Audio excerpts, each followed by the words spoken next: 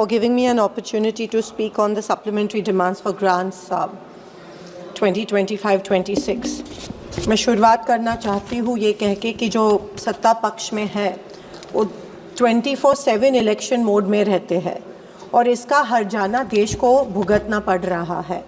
हर election के पहले लोगों को रिझाने के खातिर अनप्लान्ड पॉपुलिस्ट स्कीम्स के तहत पैसे बांटे जाते हैं और देश और राज्यों पर कर्जा बढ़ते जा रहा है। आज देश में पैदा होने वाला हर एक बच्चे के सर के ऊपर पैदा होते ही करीब 1.25 लाख रुपए का कर्ज हो जाता है। ये है इस बीजेपी सरकार की देन। स्पीकर साहब, मैं शुरू करना चाहती हूँ हमारे महाराष्ट्र में जो फ्लड्स आए, जो बाढ़ आई, उसके बारे में। शर्मनाक चीज़ ये है कि अभी तक हमको पता नहीं कि केंद्र शासन ने महाराष्ट्र सरकार को पैकेज डिक्लेयर किया है कि नहीं। जब बाढ़ आई, जब बारिश हुई, उसके बाद में सेंट्रल गवर्नमेंट से एक टीम भेजी गई थी महाराष्ट्र में, लेकिन महाराष्ट्र के मंत्री कहते हैं कि उनको अभी तक पैकेज मिला नहीं है और सेंट्रल गवर्नमेंट कह रहा है कि महाराष्ट्र गवर्नमेंट ने अभी तक प्रपोजल भेजा नहीं है, या महाराष्ट्र गवर्नमेंट प्रपोजल भेजना नहीं चाहती है सेंट्रल गवर्नमेंट के पास, या सेंट्रल गवर्नमेंट महाराष्ट्र के किसानों को अन्याय करके अभी तक पैसा देना नहीं चाहती है। इसके बारे में सेंट्रल गवर्नमेंट से हमें एक स्टेटमेंट अपेक्षित है कि एग्जैक्टली कितना पैकेज, कितने पैसे महाराष्ट्र के किसानों को मिलने वाले हैं। महाराष्ट्र का किसान आज सुसाइड कर रहा है, आत्महत्या कर रहा है, कर्जे का बोझा उसके सर पे चढ़ रहा है। हमने मांग की थी कि हर एक किसान को 50,000 रुपीज़ पर हेक्टेयर मिले, लेकिन जिस तरह सीएम ने पैकेज अनाउंस किया, जोक हो रहा है। महाराष्ट्र के किसान का मजाक उड़ा रहे हैं। स्पीकर महोदय, एक किसान के खाते में सिर्फ 6 रुपए जमा हुए, सिर्फ only 6 rupees were deposited in a farmers account. और ऐसे शर्मनाक तरह से मजाक महाराष्ट्र के किसानों का सेंट्रल गवर्नमेंट और महाराष्ट्र गवर्नमेंट कर रही है। हमने मांगे थे 50,000 रुपए हेक्टेयर, वो तो नहीं मिले। फिर हमने मांगा था कि जो नदी के किनारे जो गांव है उसका पुनर्वसन होना चाहिए, वो रिहैबिलिटेट होने चाहिए, क्योंकि हर वक्त जब बाढ़ आती है तब ये पूरे के पूरे इनका जो पूरा संसार जो होता है वो उनके आंखों के सामने बह जाता है। कम से कम 3 या 4 साल लगते हैं हर एक किसान को, जब उसके आंखों के सामने उसका खेत बह जाता है 3 या 4 साल लगते हैं उभरने को और वापस उसमें उसकी फसल जो है वो डालने को। इसके लिए इसके क्राइटेरिया अलग होने चाहिए। खेत जो बह गया है या ज़मीन जो इरोड हो गई है, इसके क्राइटेरिया अलग होने चाहिए। लेकिन सरसकट हमने तब मांगा था कि वेट ड्राउट डिक्लेयर हो, लेकिन वेट ड्राउट डिक्लेयर नहीं हुआ। वेट ड्राउट अगर डिक्लेयर होता तो किसानों के कर्ज माफ़ हो जाते, तो स्कॉलरशिप्स जो मिले हैं बच्चों को, एजुकेशनल लोन्स जो मिले हैं वो माफ़ हो जाते हैं। लेकिन महाराष्ट्र गवर्नमेंट ने ये किया नहीं, क्योंकि सेंट्रल गवर्नमेंट ने शायद महाराष्ट्र गवर्नमेंट को एड नहीं दी की।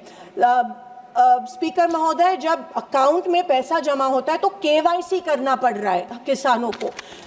साल में 4 बार केवाईसी करना पड़ रहा है। साल में किसानों को 4 बार साबित करना पड़ रहा है कि वो मरे हुए हैं या जिंदा है।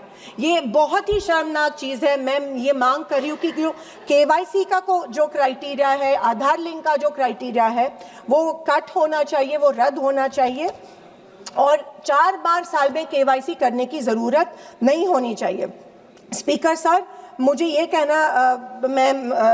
कहना चाहती हूँ कि जब सैटेलाइट जो होती है हर एक मंडल में, उसमें रेनफॉल रिकॉर्ड होता है और सैटेलाइट्स ऐसे जगह बिठाई है, पेड़ के नीचे सैटेलाइट बिठाए है। पूरे मंडल में 65 मिलीमीटर से ज़्यादा रेनफॉल होता है, लेकिन क्योंकि वो जो सैटेलाइट है वो पेड़ के नीचे बिठाई गई है, वो रिकॉर्ड ही नहीं करती और कहते हैं कि 0 रेनफॉल हुआ है और इसीलिए उस मंडल को वो जो पैकेज है उसमें बिठाया नहीं जाता है और उस मंडल के में जितने गांव आते हैं उन गांवों के सब किसान इससे वंचित हो जाते हैं। ये बहुत बड़ा प्रॉब्लम इस बार महाराष्ट्र में हुआ है किसानों। और सबसे शर्मनाक बात ये हुई है कि हाल ही में सीएम रिलीफ फंड जो होता है उसमें किसी कोई अपना पेंशन देता है, अपनी सैलरीज देता है।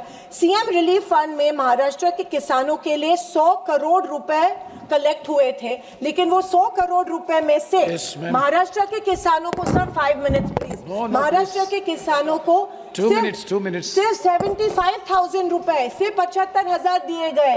इतनी मतलब बाकी का पैसा सीएम रिलीफ फंड से गया कहाँ है? सर सिर्फ 3 पॉइंट्स में कहना चाहती हूँ। मैं पीएस आवास योजना पे आना चाहती हूँ। मैं ये मांग करती हूँ कि पीएम आवास योजना की जो पहली इंस्टॉलमेंट होती है 15,000 की, उसमें वो सैंड भी नहीं खरीद सकते हैं। मेरी ये मांग है कि वो 15,000 की जो इंस्टॉलमेंट है वो बढ़ाया जाना चाहिए। बहुत से पीएम आवास के तहत पेपर पे आता है कि इतने घर मंजूर है, लेकिन गांव में गांवठान जमीन नहीं होने के कारण अभी तक एक भी घर पीएम आवास, ये सिर्फ फर्स्ट फिगर्स है जो पेपर में आते हैं। मैं ये चाहती हूँ कि दीन दयाल उपाध्याय में जो 1 लाख की जो क्वांटिटी है वो अमाउंट है वो बढ़ाया जाए, क्योंकि 1 लाख में वो जमीन खरीदी नहीं कर सकता। सर प्लीज, और मैं रेडी रेकनर के हिसाब से ये नहीं मिलना चाहिए। मैं ये कहती हूँ पीएम ग्राम सड़क योजना, सर जस्ट लास्ट, पीएम ग्राम सड़क योजना में पिछले 2 साल से महाराष्ट्र में एक भी रास्ता नहीं गया है, क्योंकि 2011 के सेंसस के तहत वो ले रहे हैं। 2011 के सेंसस के बाद अगर सेंसस नहीं कर, क्योंकि 2 विलेजेस कनेक्ट नहीं हो सकते सर। दिस टाइम फ्लड्स में सर बड़े बड़े हाईवे करने से अच्छा है कि 2 गांव को जो रास्ते कनेक्ट होते हैं वो सर लास्ट सब वो होने चाहिए। मैं ये मांग करती हूँ कि हमारे महाराष्ट्र में जितने भी रास्ते बह गए हैं उनके लिए यहाँ से एक ऑडिट होके उनके लिए फंड डिक्लेयर सर होना चाहिए। Sir Jal Jeevan mission under JJM sir committee has been last 2 minutes sir please sir Jal Jeevan mission there is a major corruption in Maharashtra. इसके वजह से कमिटी ने 46% प्रपोज किया है कट, सेंटर का कट महाराष्ट्र में कट, क्योंकि इतना बड़ा नुकसान, उतना बड़ा वहां पे करप्शन हुआ है। सर सैनिटेशन वर्कर्स के बारे में बालभद्र मंत्री, no, you conclude with the final sentence, please. Okay, sir, I'm finishing. Sir, sanitation workers को पहचाना नहीं जाता है। You are going other points. As per Namaste scheme, 0 provision has been made. I urge कि sanitation workers के लिए बढ़ाना चाहिए। And sir, DLCC में कलेक्टर को अथॉरिटी मिलनी चाहिए कि वो